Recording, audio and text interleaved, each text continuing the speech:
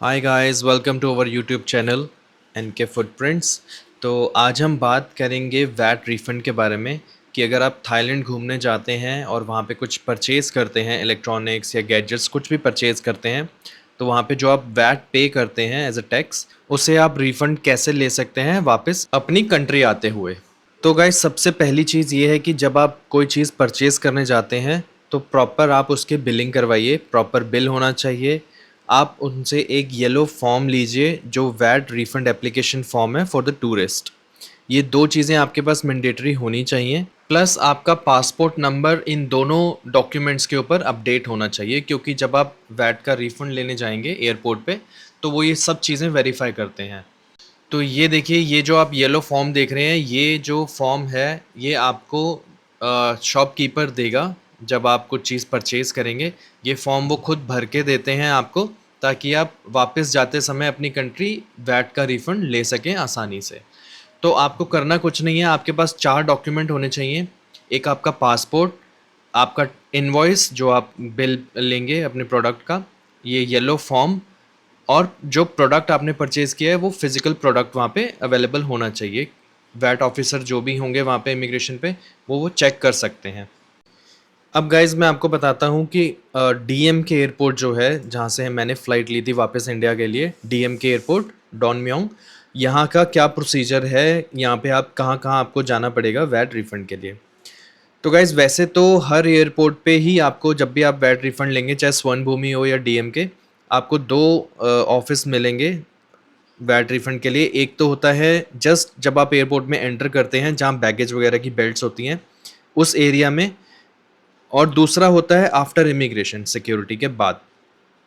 तो जो first office है, जो बिल्कुल एंट्री गेट पे ही होता है, वहाँ पे आपके डॉक्यूमेंट्स चेक होते हैं और स्टैंपिंग की जाती है। और ये स्टैम्प जो है, ये आप ध्यान रखना गाइस, सेम डेट पर ही होनी चाहिए। मेरे साथ थोड़ा सा सीन हो गया था, मैंने बीच में कोसुमुई जाना था तो मैं डीएमके एयरपोर्ट गया, मैंने उसी दिन स्टैम्प लगवा ली थी जिस दिन मुझे कोसुमुई जाना था।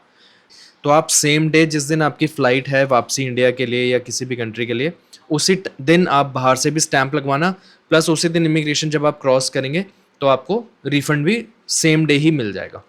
ओके, तो वापस आते हैं अपने डीएम के एयरपोर्ट के प्रोसेस पे। तो आप जैसे ही गेट नंबर 1 से एंटर करते हैं एयरपोर्ट के अंदर, एक्सट्रीम लेफ्ट में एक पैसेज जाता है, आप उस पैसेज में जाइए, वहाँ पे आपको वैट रिफंड का ऑफिस मिलेगा। तो सबसे पहले वो आपको वहाँ पे डॉक्यूमेंट्स चेक करेंगे, आपकी ये इनवॉइस वगैरह, ये सारा फॉर्म वगैरह सब चेक करेंगे। उसके बाद वो उसके ऊपर स्टैम्प कर देंगे कि सारे डॉक्यूमेंट्स ओके हैं।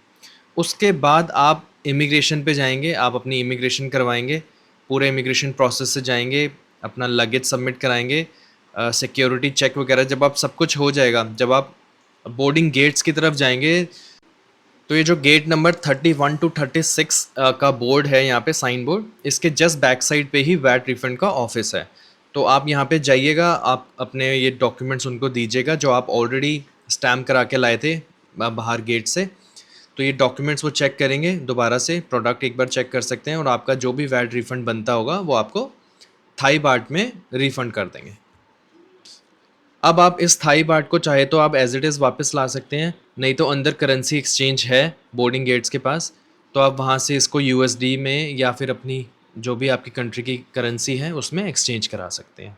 तो ये था गाइस थाईलैंड में वैट रिफंड का पूरा प्रोसेस। इन केस आपको कोई क्वेरी हो, कोई क्वेश्चन हो, तो आप मुझे कमेंट में पूछ सकते हैं, नहीं तो ये मेरी इंस्टाग्राम आईडी फ्लैश हो रही है, आप इस पे भी मुझे मैसेज कर सकते हैं।